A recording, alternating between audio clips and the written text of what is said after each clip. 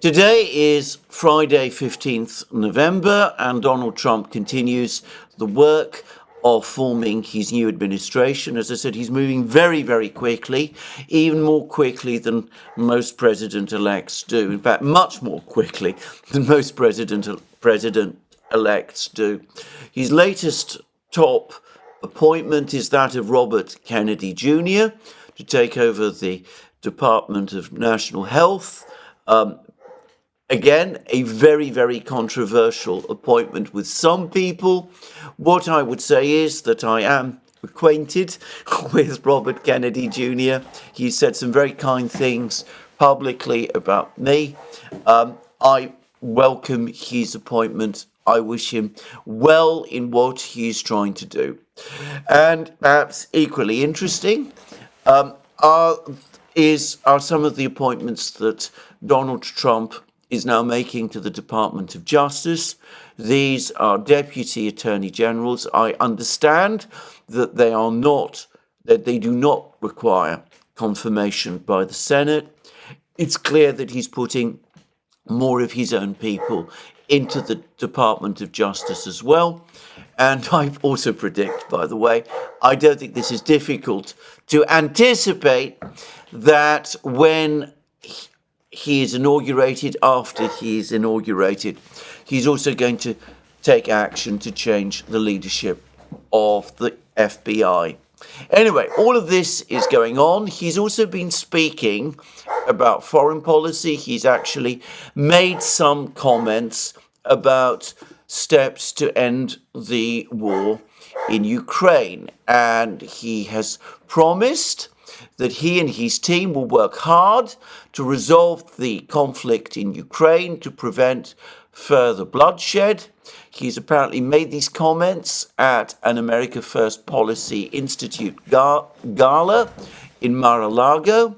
And he said, we're going to work in the Middle East and we're going to work very hard on Russia and Ukraine. The conflict has got to stop. Thousands of people were killed over the past 3 days. They happen to be soldiers, but whether they're soldiers or they're people sitting in towns, we're going to work on it. So that's interesting comments. And by the way, comments which in and of themselves show a certain humanity, which I find different from those of other Western political leaders. You don't hear comments here about bleeding one side or the other, or trying to weaken Russia, or those kind of things. He's talking about the thousands of people who have died, and about wanting to bring this war to a stop so more people don't die. And whether he's successful or whether he's not, I just want to say again that I find that a refreshing change to much of the rhetoric about the war that we've seen coming from many people up to now. Anyway, that's Trump. That's what he has been saying. The Russians, as we will see, have been saying other things too. But first, I'm going to speak about the Ukrainians, because yesterday in my program, I discussed at considerable length an article which has appeared in the London Times, in which discusses a briefing paper which sets out a plan by Ukraine to develop nuclear weapons, to acquire nuclear weapons. The briefing paper projects that Ukraine could acquire these nuclear weapons within a few months, or have a workable, even if rudimentary, whatever that means, nuclear device within a few months, and that this could be a plan, and that Ukraine also has the ability to develop launch systems, rocket systems, in order to do that. Now, after those comments were made, after that article appeared in the London Times, the Ukrainian government came and said that this was absolutely not Ukraine's policy. Ukraine sticks by its commitments under the Nuclear Non-Proliferation Treaty, of which it is, of course, a signatory. It has no intention or plan for the present, or at all, in fact, to acquire nuclear weapons. So this appeared to be an apparent denial of the story which appeared in the London Times. Except, of course, that the London Times did not say that Ukraine has a policy to acquire nuclear weapons.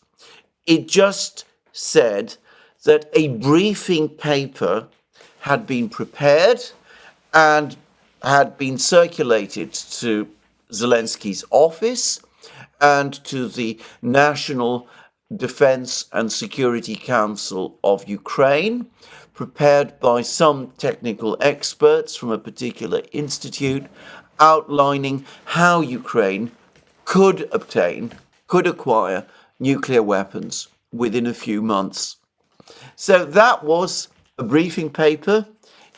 The article in the London Times, if you read it carefully, made it clear that no actual policy decision had been made up to that time, up to the time when the article was written. Now, I have to say that it's quite clear to me that the Ukrainians are playing a game here, because we've had Zelensky himself just a short time ago, after he unveiled certain parts of his victory plan in a speech that he made to the Ukrainian parliament, and then in further discussions that he undertook when he met with the European leaders. I seem to remember in Brussels. Anyway, Zelensky himself then seemed to float the possibility of Ukraine acquiring nuclear weapons if it was denied early entry into NATO. And he all but said, in fact, he basically did say that he had said this very same thing when he met with Donald Trump in New York back in September. And then as soon as those comments appeared, those comments of Zelensky appeared, we had statements from the Ukrainian government saying that this is all a misunderstanding, that Ukraine really doesn't have any plan or intention to acquire nuclear weapons, and that Zelensky's words had been misunderstood, which, having looked at those words, it didn't seem to me to be the case at all. And now we have essentially the same game being played with the briefing paper. A briefing paper discussing how Ukraine has the capability to develop and acquire nuclear weapons is then released to the London Times. The author of the briefing paper and other Ukrainian officials are interviewed by the London Times and confirm what it says, and by the way, confirm the authenticity of the briefing paper. And then immediately after the report about the briefing paper appears, we have statements from Ukrainian officials telling us that this is all a mistake, it's all a misunderstanding, there's no real plan to acquire nuclear weapons. In fact, there's no plan at all. Ukraine is going to stick by its commitments under the Nuclear Non-Proliferation Treaty. So it seems to me that this is a game that is being played, in a very cynical and, in my opinion, very unwise game indeed. The Ukrainians dropping all kinds of hints that unless things are done the way they want, they have the option to go nuclear and might take it, whilst at the same time Ukraine officially denying that it has any plan to go nuclear, because the Ukrainians understand very well that if Ukraine were to announce such a plan, it would put the Americans and the Europeans in an impossible position. I understand that the United States, by law, would have to impose sanctions on Ukraine if Ukraine really did confirm that it had a nuclear weapons program. Just to say, the United States would not be able, in that case, as I understand it, to continue to supply Ukraine with nuclear weapons. I understand that is the American law. And, of course, the European states would find themselves in a similar position. And the response of countries outside the West, the global majority, as it prefers to be called, not the global South, well, they would be extremely negative to such a suggestion as well. And that's not even starting on how the Russians would respond if Ukraine were to confirm or allow the impression to grow that it has an active nuclear weapons program. So Ukraine plays this game. It denies something which would put its allies in an impossible position and which would alienate world opinion and which might provoke the Russians. It denies that it's going to do it, even as every so often it drops a hint that it might do it. I think this is, as I said, a reckless and an unwise game, and I think it is going to lose Ukraine and President Zelensky himself friends. But there it is. That is what the Ukrainians are currently up to. Now, I have had several comments emailed to me by various people about the Ukrainian nuclear program. Some comments take this seriously. Some believe that Ukraine does actually have an ongoing nuclear program. I've been told that there's an underground facility near the Romanian border, for example, which is already working on this. I'm not saying that's true. I'm just saying that I've had someone who has been right about many things, most things. Anyway, he's emailed me and has said that very thing to me. The same person, by the way, has made the point that this is an utterly stupid and ludicrous plan, if that is indeed the plan that Ukraine has, because the moment Ukraine acquired nuclear weapons and the moment it used them, it would provoke an overwhelming response from the Russians, which would certainly mean the end of Ukraine, the literal end of the Ukrainian state. And I have no doubt that that is right.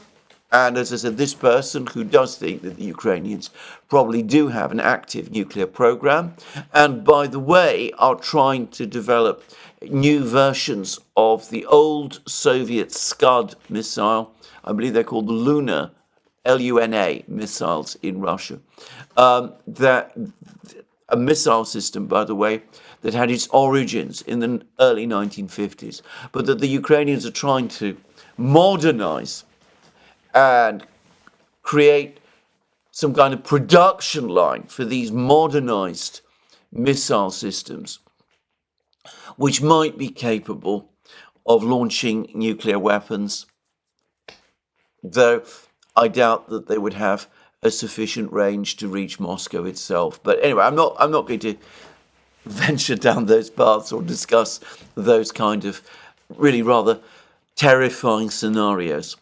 I've had others who have made what I think is indisputably the correct point, which is that the briefing paper, what the briefing paper is saying is that you take rods out of nuclear reactors, plutonium rods, and that you refine weapons-grade plutonium out of those rods, that this is an incredibly complex, time-consuming, and very elaborate process, not something that one can start to do from one day to the next. It would require very substantial industrial facilities, and industrial facilities, in fact, of such a scale that it is inconceivable that the Russians and others would not notice that something like that was actually happening.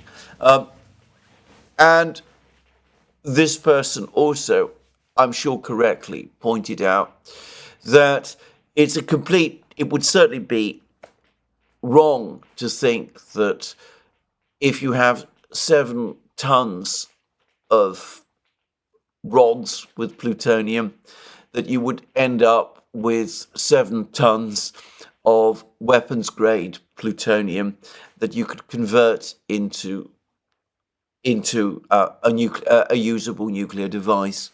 This person also went on to say that going beyond all of that, and even allowing for the fact that Ukraine almost certainly does have significant technological and engineering resources, creating the kind of implosion device that was used in the Fat Man bomb dropped on Nagasaki by the United States in 1945, remains to this day a complex and demanding undertaking.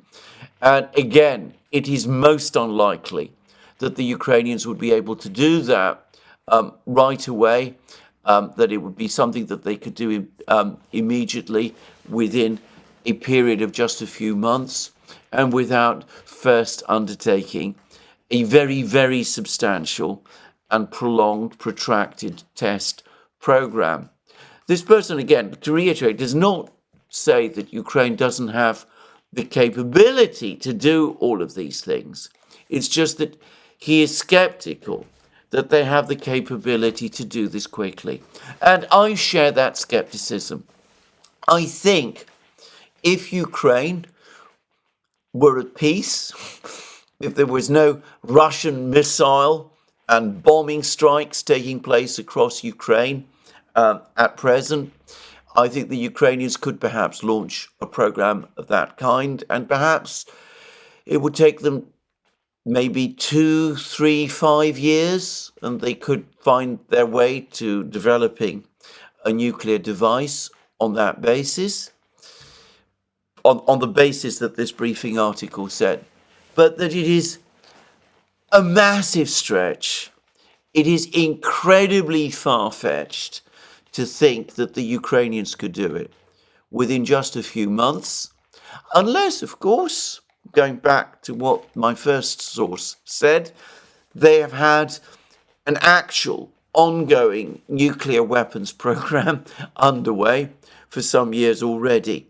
Now, as to that, I think that is most unlikely, because if that were the case, if we had a nuclear program as advanced, so advanced that it could produce a nuclear device within just a few months, I think it is inconceivable that Ukraine's allies, the United States and the other Western powers, and of course the Russians, would not know about it and would not already be taking steps, urgent steps, to bring a program like that to a stop.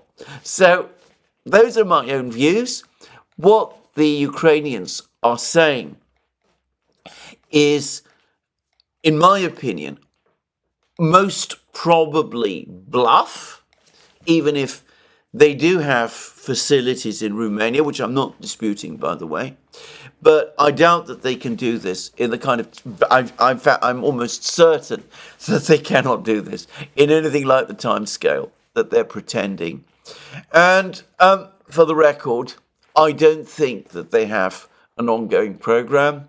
I think, as I said, they're playing a game, seeking to intimidate and alarm the Western powers and the United States particularly, and Donald Trump specifically, and stampede or blackmail Donald Trump into reversing his policies and to supplying Ukraine with the weapons and the funding that the Ukrainians want, so that they continue the war. They can continue the war. Now, Donald Trump's latest words at this conference in Mar-a-Lago, in which he talks about the need to get negotiations going as soon as possible, that strongly suggests to me that he is not being bluffed or intimidated in this way. Almost certainly he's sought advice about this, and the advice he's been given, I understand that as president-elect, he is entitled now, by the way, to get reports from the US intelligence community. Anyway, I'm fairly sure that he's been reassured by people who understand and know about these things, that what the Ukrainians are doing is engaging in a bluff. So there we are. Now, going back to Trump's words, I haven't seen the full text of his comments, but based on the brief extracts of what I've seen, it looks as if what Donald Trump is now trying to do is to try to get the Ukrainians and the Russians to sit down and talk to each other. He's not suggesting that the war itself will cease within 24 hours of his becoming president. Again, I've had some pushback from people about this, and understandably so. But I still take the view that when Donald Trump said that he would end the war in Ukraine within 24 hours, I don't think he was meaning that quite as literally as many people suppose. But what I think he is signalling is that the direct involvement of the United States in the war in Ukraine will basically come to an end once he has ceased to be president. And I think that is basically the policy. And for the record, I think it is a consensus within the team that he has assembled, including people like Mike Waltz, who have sometimes indicated otherwise. I think overall, generally, despite different opinions and nuances amongst them, and let me stress, I'm not suggesting these people are not hardliners in many respects over the Middle East, over China, over other things. But I think the general consensus has been reached amongst them that this Project Ukraine, has absorbed a huge amount of energy and resources on the part of the United States. It has not delivered what it promised. Ukraine has not been successful on the battlefields.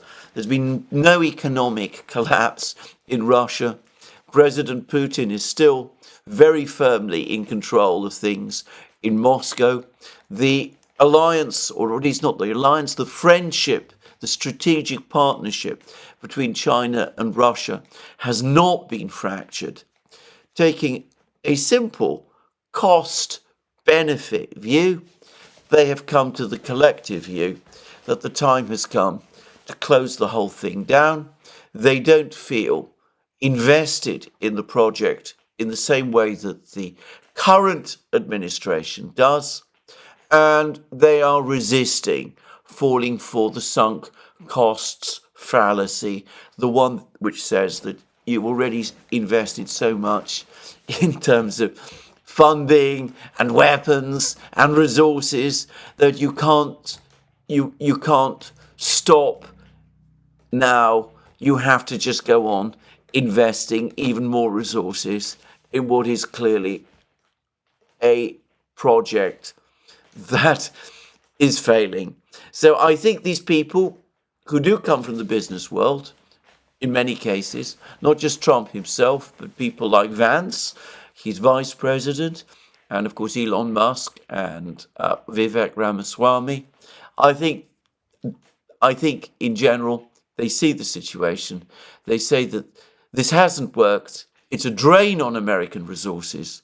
It's a drain on American resources that America simply cannot afford at the present time.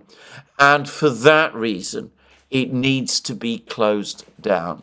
And they would prefer a negotiated outcome between the Ukrainians and the Russians. But I don't think that they are particularly bothered about the shape of that negotiated outcome, if a negotiated outcome can be achieved. They would certainly prefer that kind of rather tidier end to the war than one in which the Russians just achieve a straightforward military victory and impose terms. So they would prefer a negotiation. But they're not going to let themselves worry about the details of what that outcome, that negotiated outcome, if it can be achieved, is going to be. They're not going to say, for example, that the Russians must stop here and mustn't advance beyond there, or concern themselves very much about that sort of thing. What they want is the Ukrainians to sit down with the Russians, accept the realities, recognize that the war is effectively lost, and come to terms, whatever those terms ultimately are. That, I think, is my understanding of the thinking of the people within the Trump administration, or at least the emerging Trump administration that we are now seeing. Now, the current administration has a different perspective. They are sending all the weapons that they can to Ukraine. They're trying to increase funding to Ukraine. Tony Blinken met with European leaders, and he seems to be trying to get the Europeans to continue to fund Ukraine to the limits that is possible. The Pentagon, the administration, continues to engage in all kinds of creative accounting exercises to extend the range, if you like, of the dollars left over from the appropriation that Congress authorized back in April. This is a reckless game. It does mean that the hole in the accounts that is going to be created by this is going to be still greater than it might otherwise be, just to say, and it will make the cost of replacing all the weapons that have been shipped to Ukraine even greater and more expensive for the United States going forward. But anyway, the current administration's objective, or so it seems to me, is to send whatever it can within the weeks that are left to try to arm Ukraine, to keep Ukraine going for as long as possible, so that if and when the final collapse comes, it will happen well into the period of the Trump administration, so that the blame for the eventual failure, if that's what we get, will be laid at his door rather than theirs. It's a cynical game, and it's one that some leaders are pushing back against.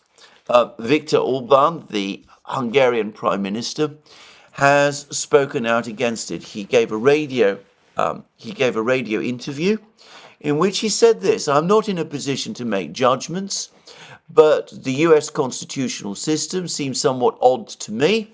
The president was elected in November, but he will take office only on January 20th. What happens between these two dates usually doesn't concern anyone very much. But the current US administration belongs to the party of warmongers, while the winner of the election belongs to the party of peace." Some might take issue with the last, but anyway, that's what Orban said. That's where certain questions arise. And Orban went on to say they should no longer fuel hostilities or demonstrate commitment to military operations. Instead, they should give the new pro-peace president a chance to implement his program as calmly as possible. So what he's basically saying is that this policy of shoveling more money and shoveling more weapons to Ukraine, which the current administration is following, is a mistake. It's an attempt to ruin the pitch for the new president, for Donald Trump, when he takes office in January.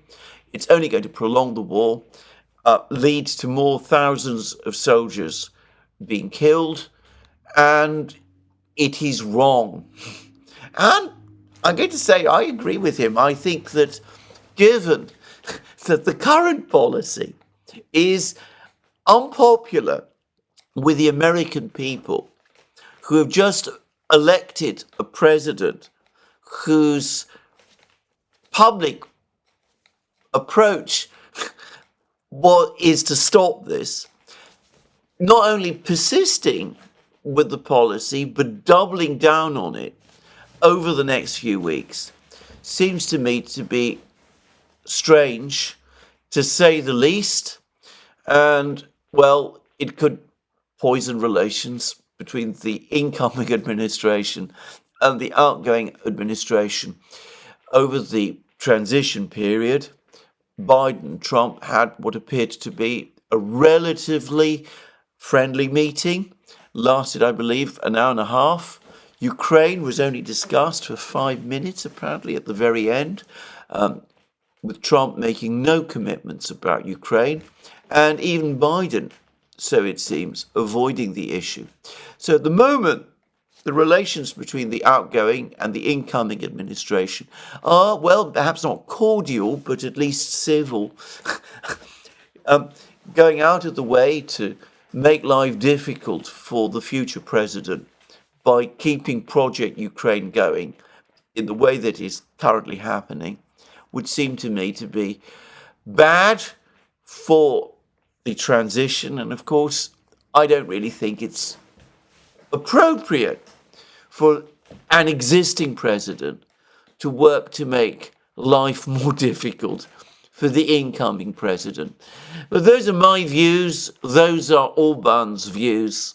The realities are that the Biden administration is set on doing what it is doing, and nothing that I or Orban, or by the way, the British journalist Simon Jenkins, who's also written a piece in The Guardian advocating that President Biden use the remaining weeks to try to achieve peace in Ukraine.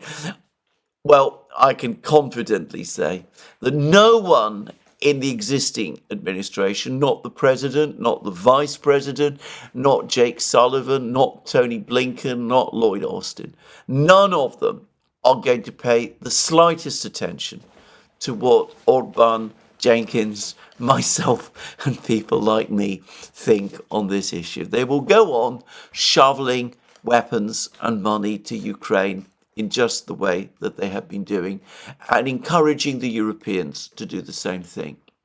Anyway, that's the Americans. The Europeans are also busy doubling down. The outgoing Scholz government, though there's no reason to think that in this, the policies of the future, all but certain Merz government is going to be radically different.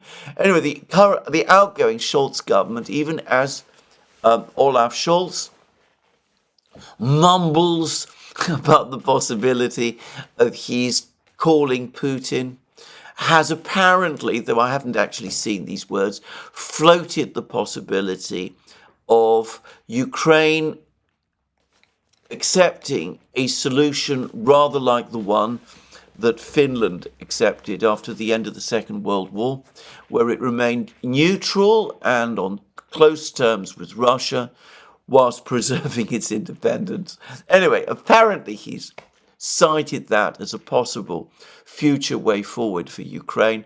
I haven't actually seen the words. Anyway, even as he's talking, or supposed to be talking, in this way, the current German government,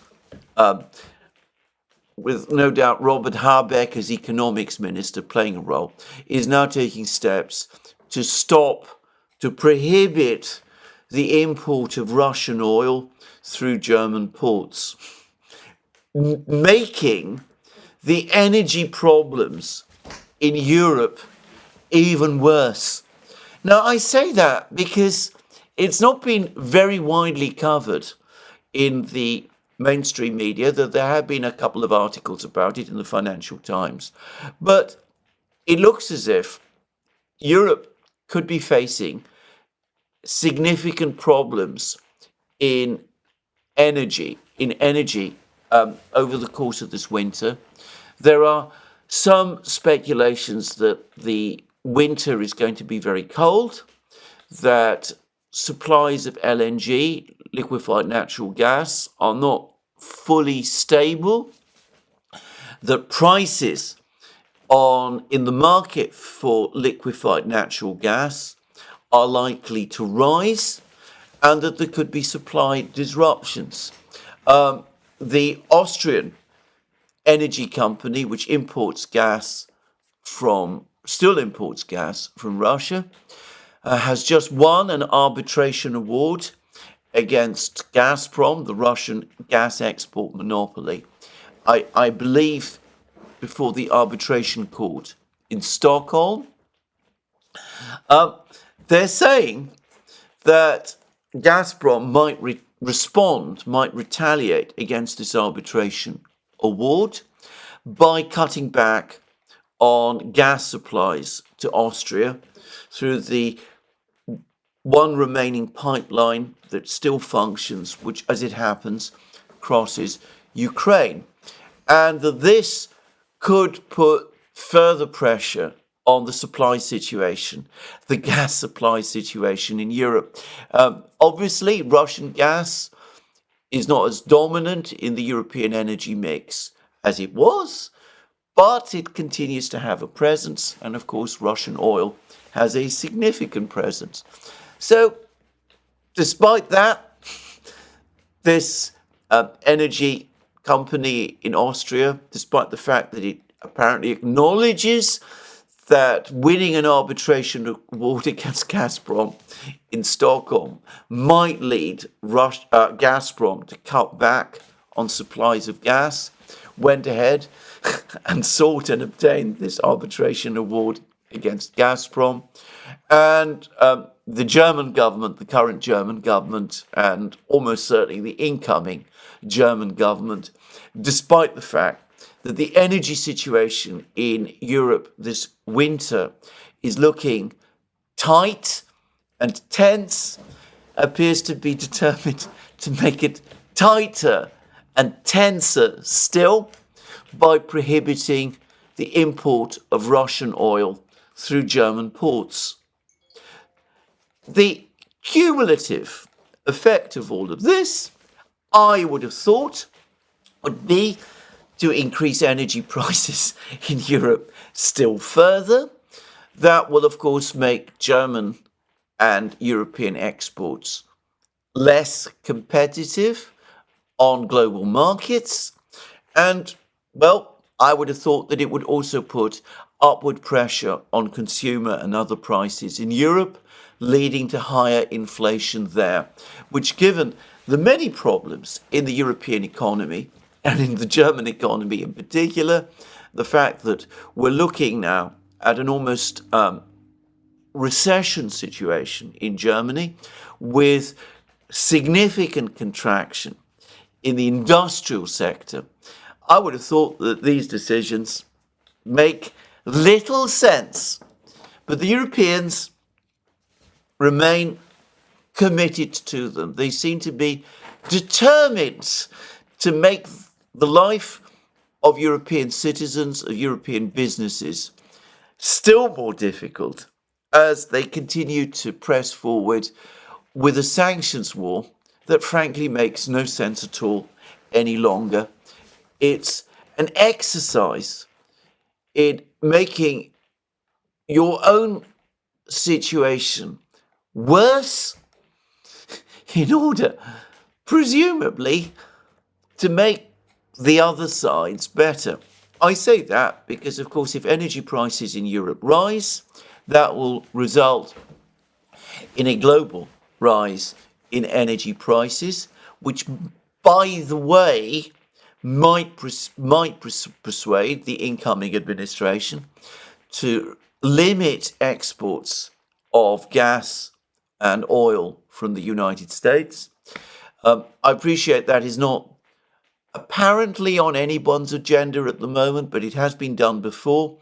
And given how sensitive the issue of price increases is in the United States at the present time, as the recent election has shown, a general increase in energy costs in the United States is not something I think the current administration would welcome at all, and they would probably want to take steps to stop it. And an export ban is at least a conceivable possibility, just saying.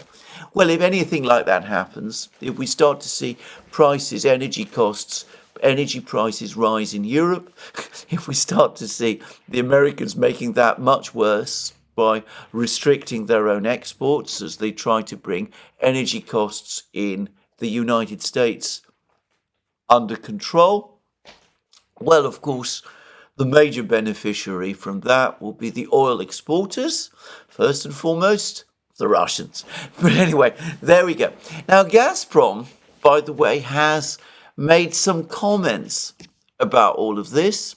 They've discussed the general policy that Europe has been following, and one could see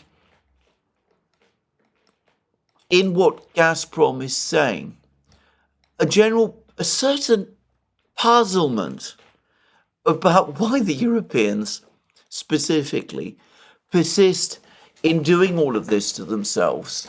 To read what this Gazprom statement says, it says the following: the actions of the EU countries are aimed at artificially destroying gas demand to the detriment of their own economies.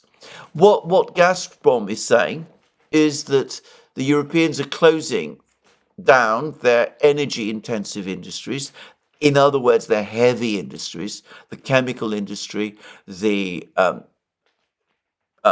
and steel industries, the auto industry, the heavy engineering industries, in order to reduce imports of Russian gas, and of course the same applies to oil. And then they go on to say the policies of the EU countries have led to a further decline in gas consumption, the closure of energy-intensive industries, and the transfer of production capacities to other regions.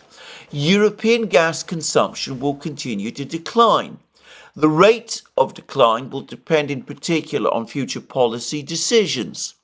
And they go on to say that European gas production is not expected to grow in the long term due to the depletion of Europe's own resource base. In other words, Norway cannot go on making the difference for very much longer, and gas production in the Netherlands has declined significantly.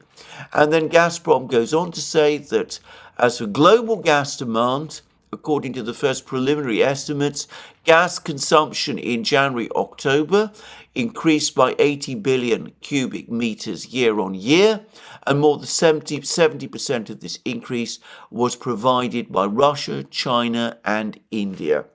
So that is where gas consumption now is growing. And Gazprom went on to say demand for traditional energy, in other words, oil and gas, continues to grow. This is despite all of the attempts to transfer to renewable energies, against a backdrop of geopolitical instability and increased attention to energy issues.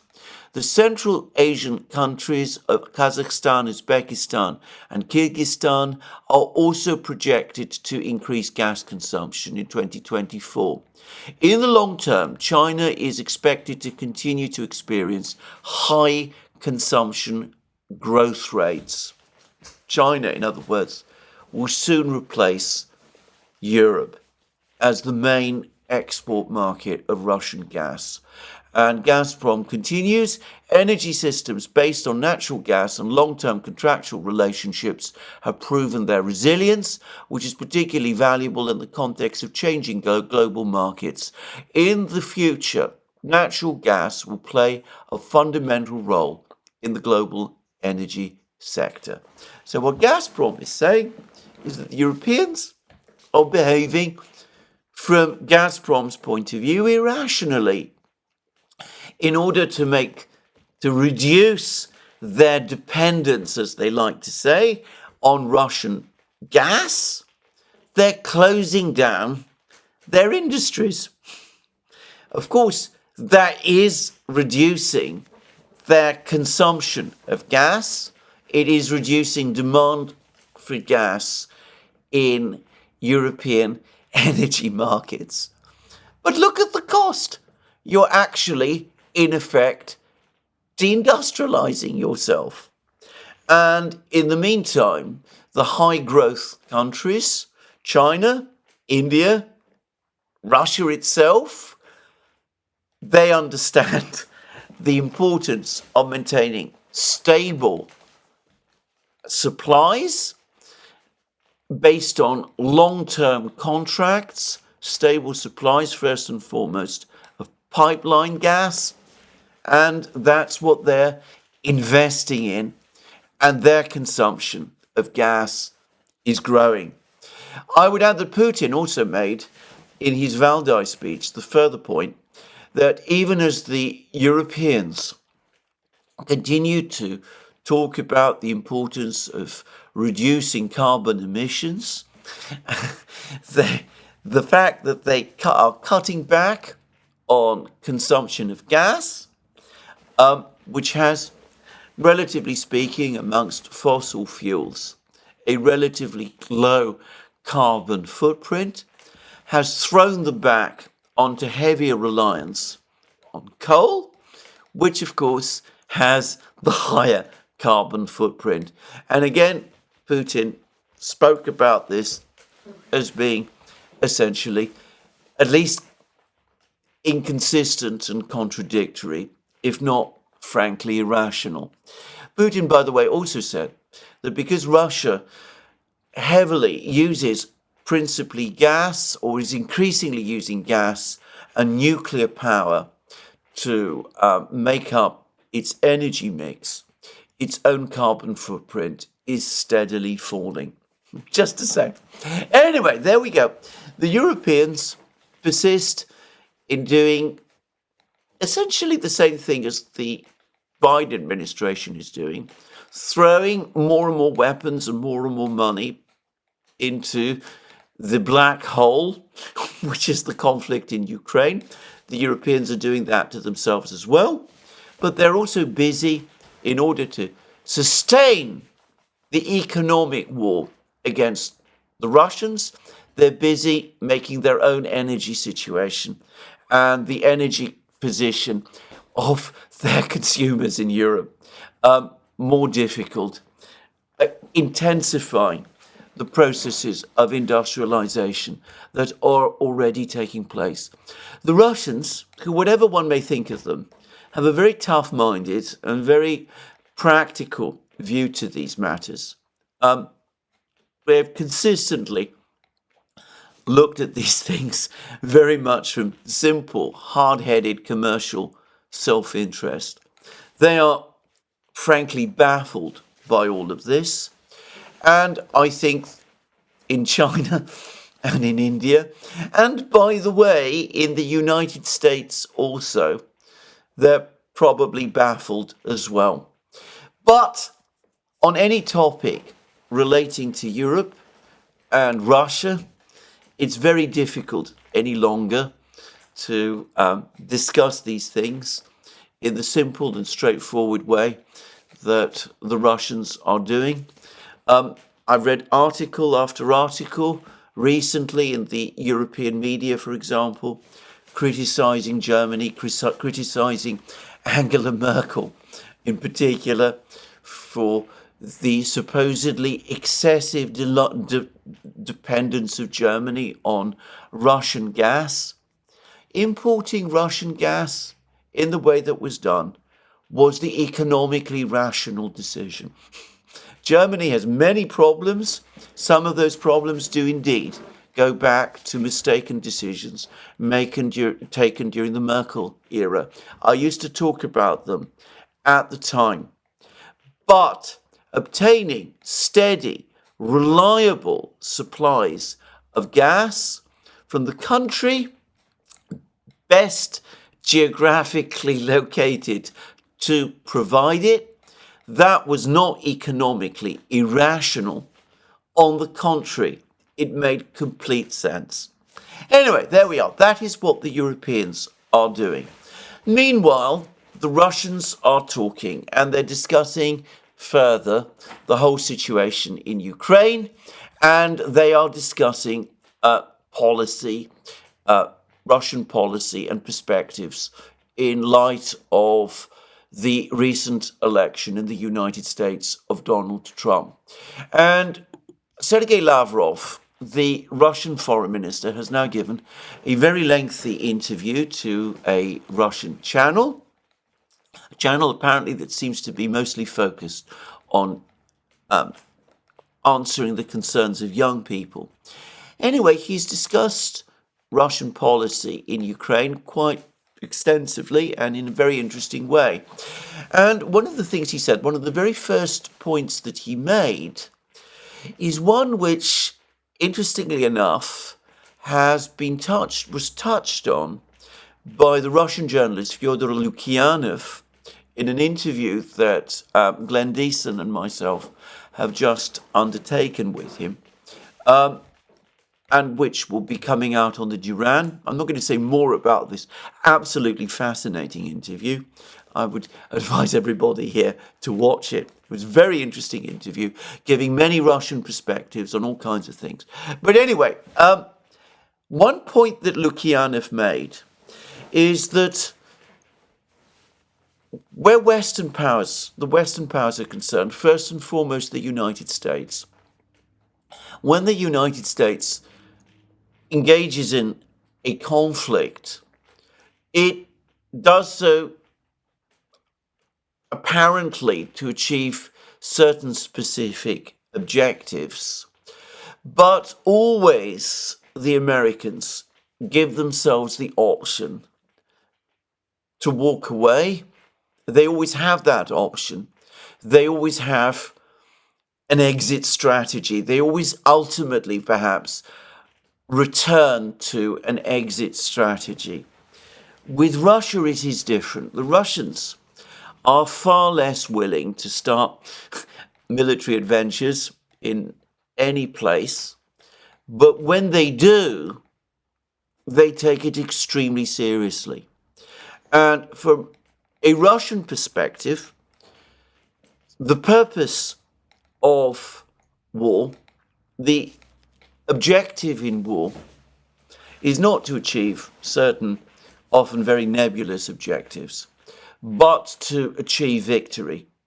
And victory, from a Russian point of view, is achieving an outcome which is sustained and long-term, and which reflects and satisfies Russian national interests. Now, just before we did that program with Lukyanov, I found in this interview Lavrov saying exactly the same thing. This was the question that Lavrov was asked. We sometimes go to the front line. This is the the station that interviewed Lavrov. We have a crew there filming our stories. People there are closely monitoring international relations and your statements. They have a great deal of respect for you, that's to say Lavrov. Our men and women there would like to see the image of victory which they are fighting for. Do you have this image as an individual and minister? What is the image of victory for Russia now? And Lavrov replies, everyone in Russia has the same understanding of victory. It is victory as the ultimate outcome. And the brightest example is May 9th, 1945. I have no doubt whatsoever that our soldiers, who are on the offensive now to push the enemy out of our historical territories, draw inspiration above all from the heroism of their fathers, grandfathers, and great-grandfathers. So, the Russians are not fighting in order to achieve some temporary success. They're fighting in Ukraine to achieve victory. Lukyanov discussed that. The soldiers on the front line believe it, and it's what Lavrov says. Now, victory is not necessarily the same as the unconditional surrender of the other side. It is not Russia coming along and dictating terms, though it may very well come to that in the end. But it is achieving a long-term, sustainable peace in Ukraine and on Russia's western border, which satisfies Russian national interests. And specifically, and this means specifically, no question of NATO, Ukraine ever joining NATO, nothing of that sort happening, a situation where whatever threat or potential threat Ukraine itself or Ukraine in combination with the Western powers might pose to Russia, that being ended once and for all. Now, Lavrov was also asked about what difference Donald Trump might make to this whole conflict. And I think that there's a certain, I'm not going to say exact misreporting of Lavrov's words here, but there's a certain tendency in some of the reports which I have seen to conflate Lavrov's words with the question that he was asked. And I'm going to read out the question and Lavrov's response. You have said, this is the question, that Trump's succession to power will not change US policy in Ukraine. Do you still think so? Or should we take into account the new appointments in the Trump administration, some of them people who have been speaking about Ukraine fatigue and putting an end to funding? Donald Trump has even said that the United States might leave NATO. What do you think about the possibility of a settlement in Ukraine under the Trump administration? And then Lavrov replied as follows. Washington's position on Ukraine and Europe will not change in that the United States will always try to control everything in the region around NATO and NATO itself. The EU has become a kind of NATO in the military political sense. Now that is very important, and I'll just speak in a moment as to why that is. Those words about the EU having become a kind of NATO in the military political sense.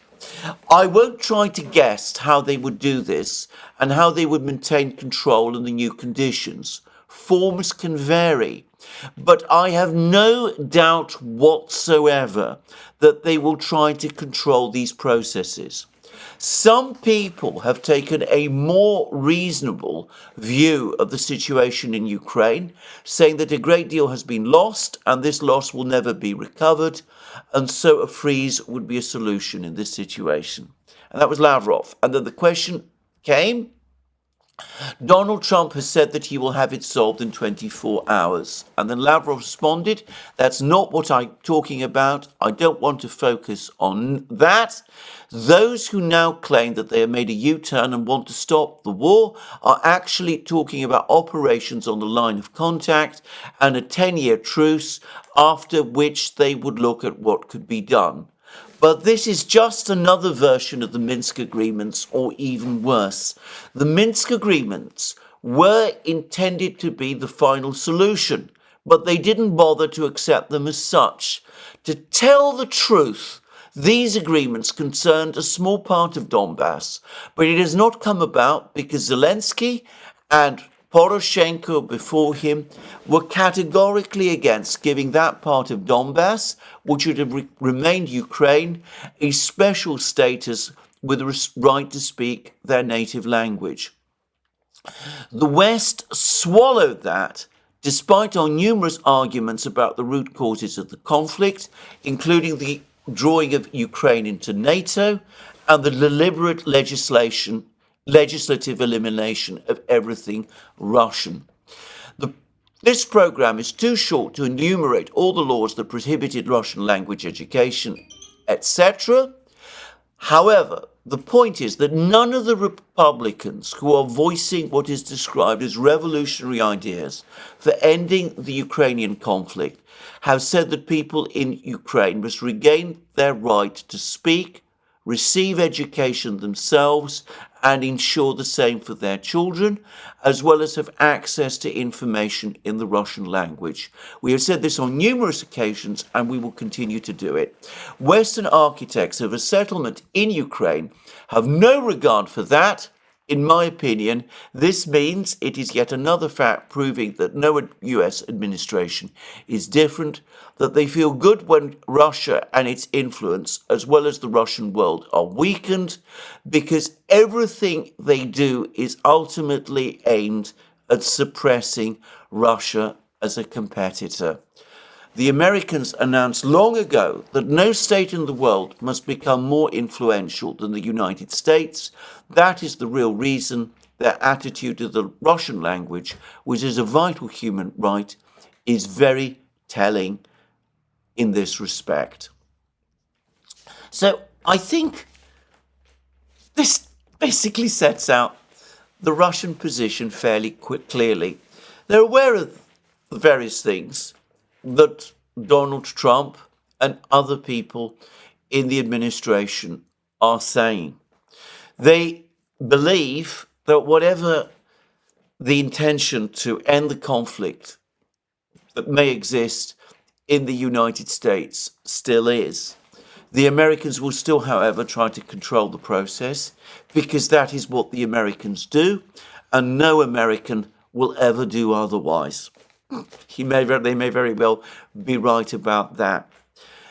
And from Lavrov's point of view, that ultimately makes any idea of a negotiated solution, end to this conflict, through any of these processes, all but impossible, because the Ukrainians will never agree to the kind of fundamental changes in the structure of their society that for the Russians is an essential element of this war, and the Americans cannot think beyond another outcome like the Minsk agreement, which the Ukrainians rejected and which therefore ultimately failed.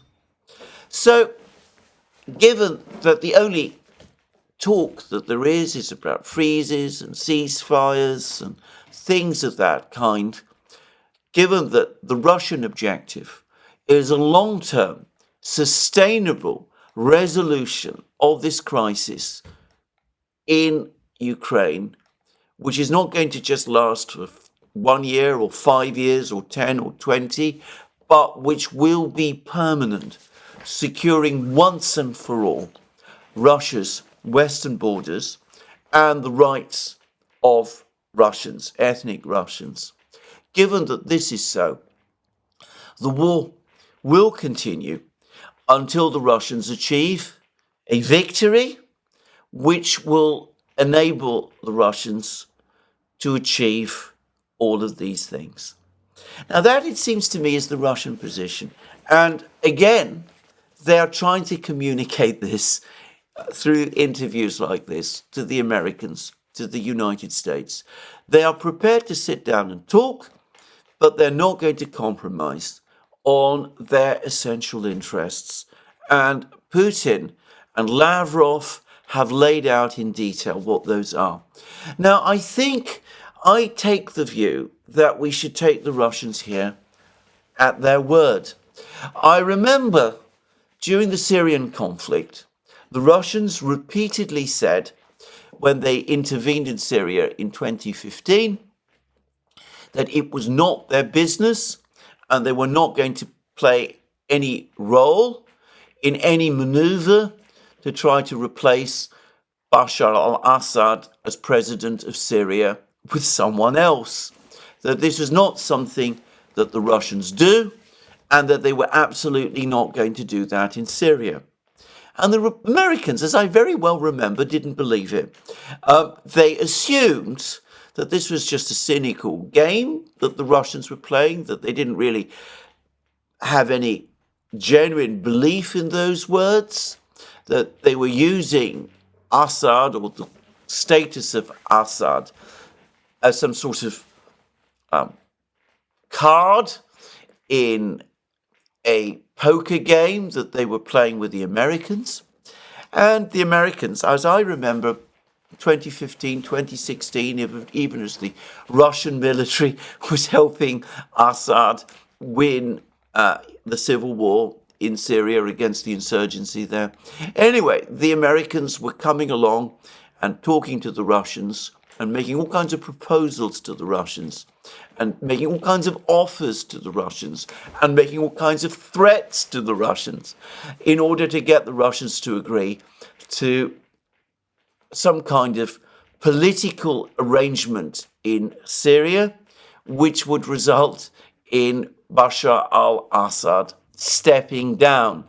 And I remember Secretary Kerry having meeting after meeting with Lavrov at that time, indeed with Putin himself, and the Americans coming up with proposals, for example, that the Russians should join the anti-ISIS coalition set up by the United States. Of course, the United States would retain leadership of that coalition, but the Russians would be welcome to join, that the Russians would be able to retain their bases in Syria and their influence in Syria and all of those things, but they would have to agree to some kind of mechanism to get President Assad out of office and replaced by someone else as some sort of inclusive political process.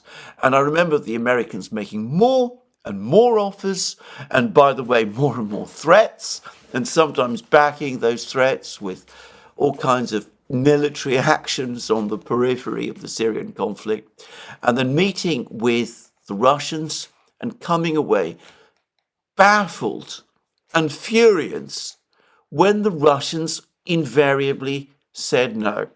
That the question of Assad's leadership of Syria was an issue that the Russians were not going to enter into a negotiation about, because it was a purely internal matter for the Syrians.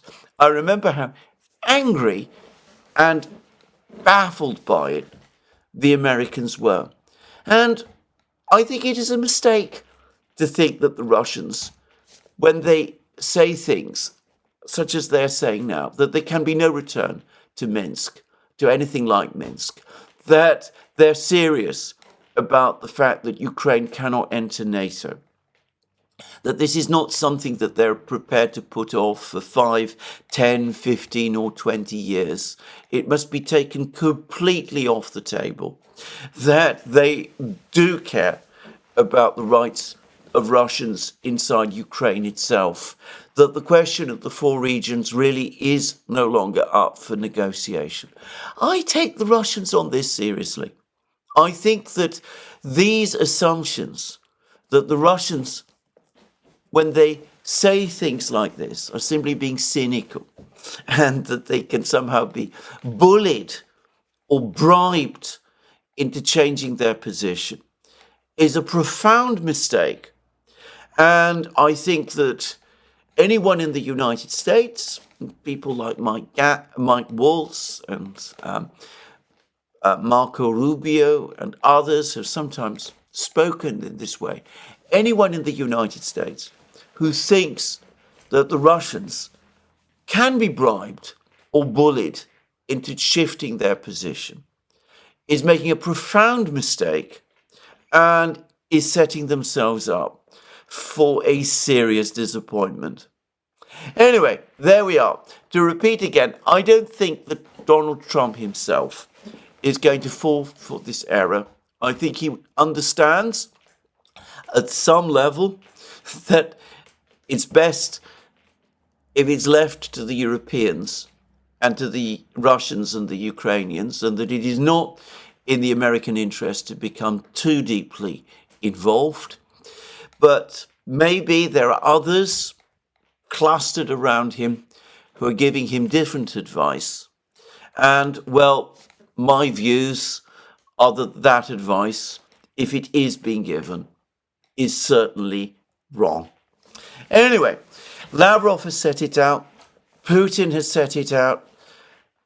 I think the Russian position is fairly clear.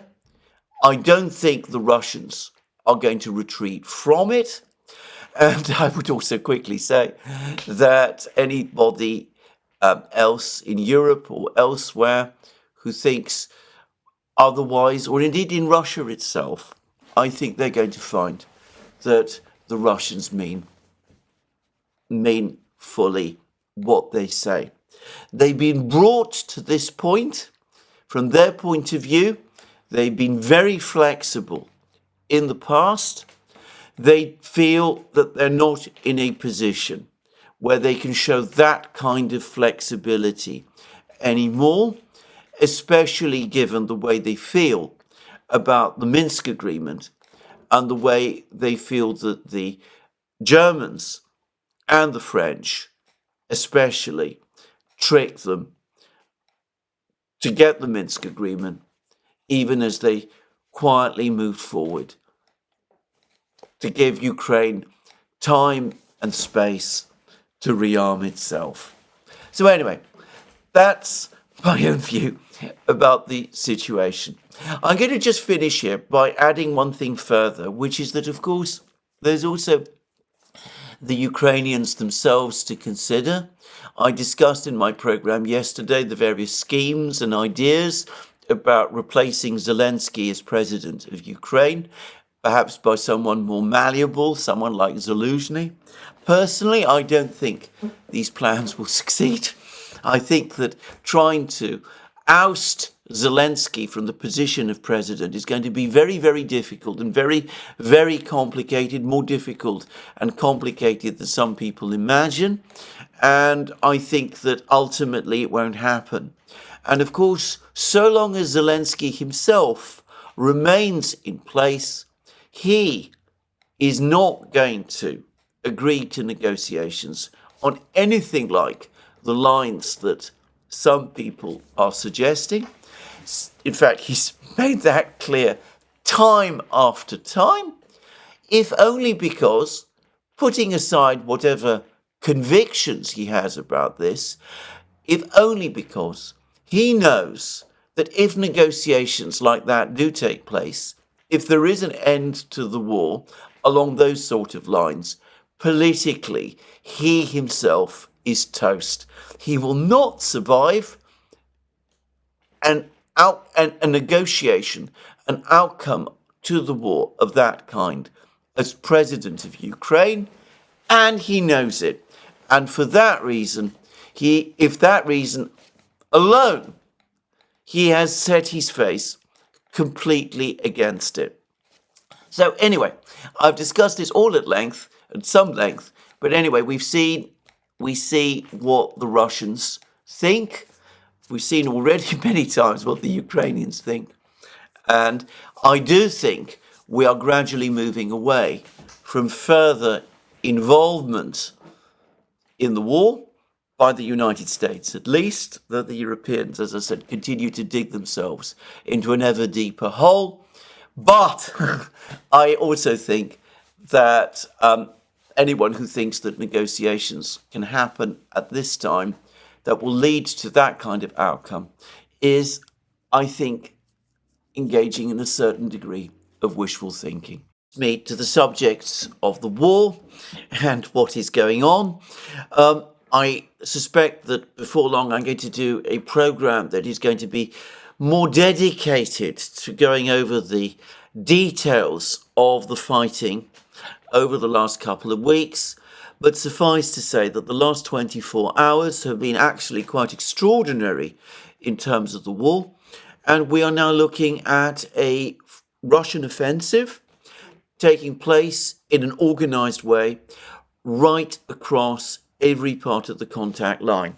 Now, we've had situations where the Russians moved forward, began engaging the Ukrainians in more offensive actions from about October last year, culminating in the fall of Avdiivka.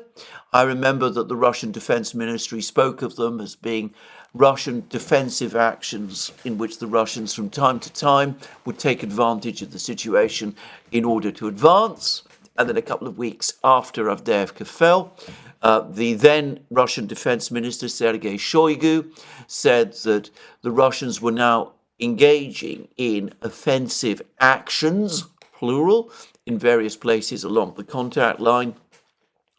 I think we are now moved beyond that as well. I think it is now fair to say that over the last couple of weeks, and especially over the last couple of days, we are looking at a general offensive, that the Russians are putting pressure simultaneously on every part of the contact line. And of course, they're doing that in a way that is entirely typical and very standard of the way in which the Russians conduct war. The Western way of conducting war, or at least the idea that most people in the West have of offensives, is that you attack on a point, a weak specific point of the front line, you try and break through, you then exploit your breakthrough, and this somehow enables you to win the war and achieve decisive results very quickly.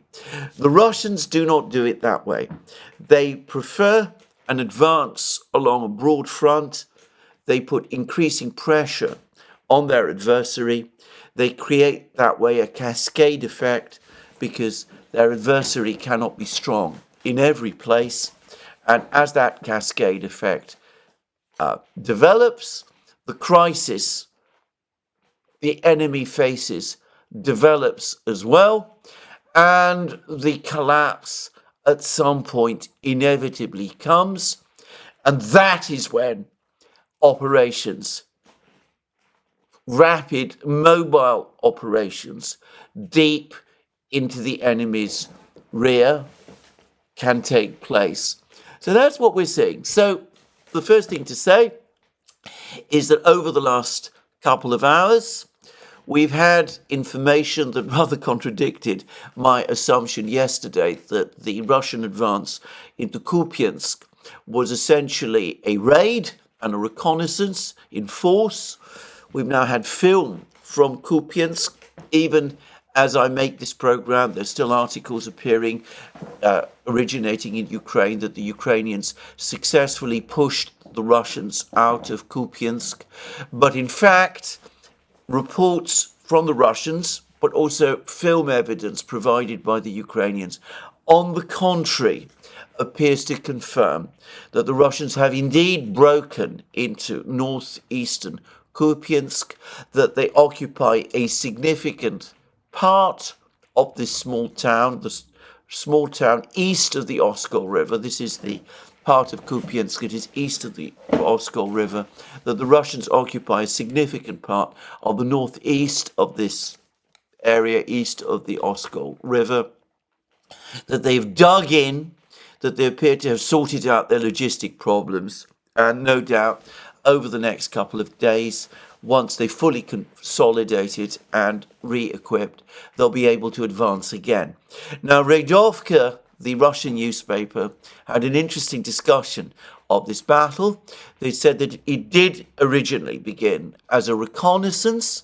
The Russians discovered that the Ukrainians were much weaker in Kupiansk than had been assumed, and having reported that fact back to their command, the reconnaissance group dug in and was then rapidly reinforced by a second column of Russian troops that entered this area of northeastern Kupiansk, and the position was that way consolidated.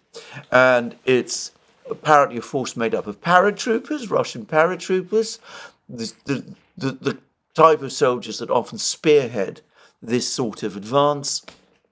And anyway, one way or the other, the Russians are there in northeastern Kupiansk. And even as they're doing that, they continue to squeeze the Ukrainians out of the territory east of the Oskol River, directly to the south of Kupiansk itself. So a major crisis for the Ukrainians in that area. More reports of more advances by the Russians in Chasiv Yar. The Ukrainians have been making all sorts of claims about successful counterattacks in Toretsk. I don't place very much credence in this. In fact, there's been complaints from some of the mappers that the changes in the map in one direction, in the Ukrainian direction and then in the Russian direction, follow too quickly. Clearly there is intense fighting going on in Toretsk, but I've no doubt that the Russians still hold the initiative there. But of course the real unfolding disasters are happening on the southern front lines and now in Zaporozhye region as well. Let's start with Zaporozhye region. The Russians have begun an advance north of Rabotino, that little village which the Ukrainians battled to capture at enormous cost in 2023. The Russians recently re-established full control over Rabotino. They're now pushing north, probably towards Malaya, Tokmachka, but at any rate, now it seems that they have captured the village of Kopani, which is immediately to the north, to the west of, or at least they still hold apparently the village of Kopani, and they're now advancing and have reached the village of Novodanilivka, which is located midway south of Orekhov and Malaya Tokmachka, and midway between the two. And one assumes that the Russians plan to capture this village, and then they will no doubt press forward and begin the attack. First, I suspect, on Malaya Tokmachka, and then maybe other villages nearby, and then ultimately on Orekhov itself.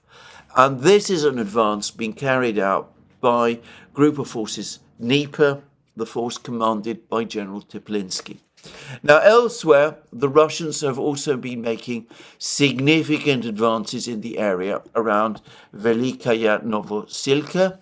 Now, here, I have to say straightforwardly that I've lost track of Russian advances. They are proving to be so rapid, but my understanding is that the Russians control Makarivka and Rivnopil, and perhaps also another village called Novodarivka and Novopil.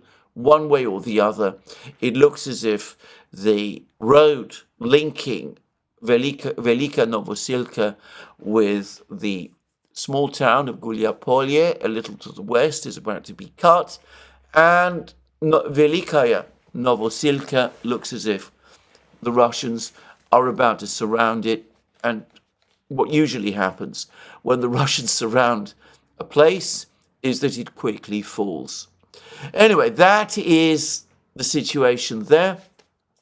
Velika Novosilka is important in that its capture will enable the Russians to conduct further advances towards the Dnieper River opposite the city of Zaporozhye.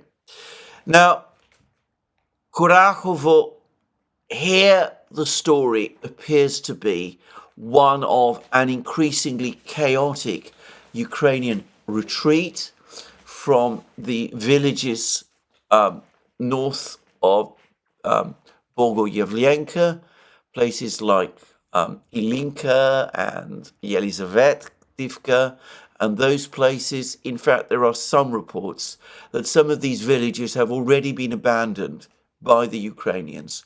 There is said to be an enormously bitter battle taking place around a village called Uspenivka, the village of Dalnie immediately to the north, village to the south, which is Dalnie is between Uspenivka and Kurachovo itself.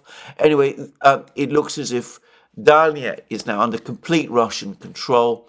Uspenivka is being fought over, but it is widely acknowledged that this is a rearguard action, though the Russians are also pressing north a little to the west of this battle towards another village called Suhi Yali in order perhaps to try and encircle or outflank the Ukrainian troops defending Uspenivka, with the Russians in control of Bogoyevlenka and Maximivka to the south of Uspenivka, and Dalnie to the north of Uspenivka, and perhaps before long controlling Suhi Yali as well to the west of Uspenivka. I expect the Ukrainians to retreat from this place very quickly, very soon.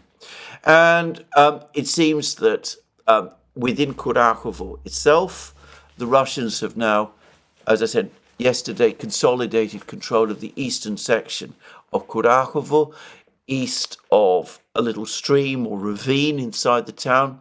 And we got reports that they have also now completed the capture of Ilinka, a village on the north bank of the Kurachovo Reservoir, and that they're moving towards the next village further west, which is the village of Beretsky.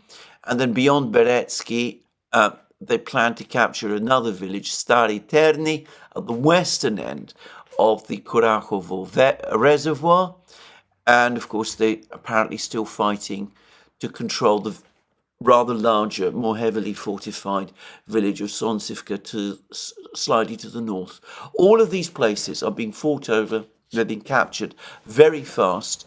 The Ukrainian troops in Kurachovo itself are largely cut off. The destruction of the Kurachovo Dam has massively complicated their own lines of retreat. So there's a crisis for the Ukrainians developing there.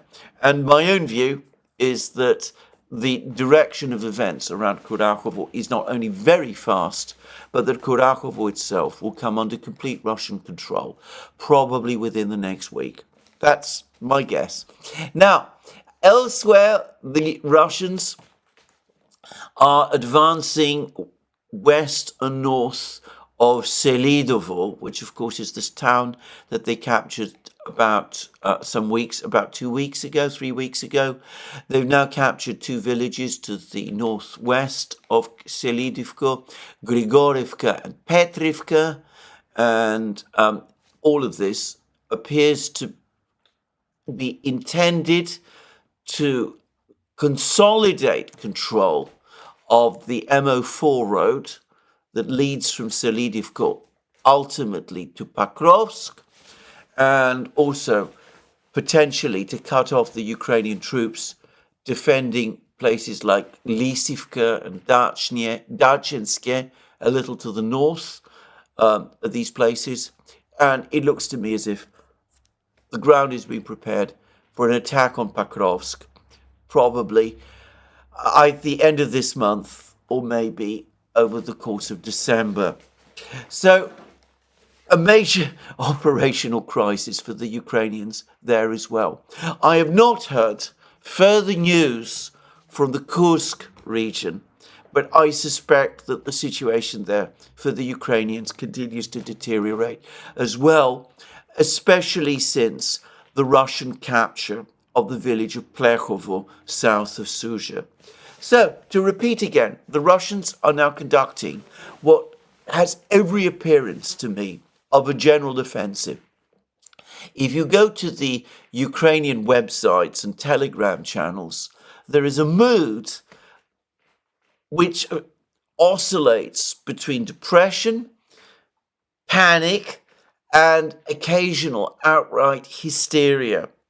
And more reports speak of Ukrainian troops being short of equipment and ammunition and lacking reinforcements and being pushed back right across the front lines. My own sense is that, as I said, the Ukrainian lines are not only cracking, but they're cracking faster and faster to the point where an advance towards the Dnieper is now probably just a few weeks or perhaps at most a few months away.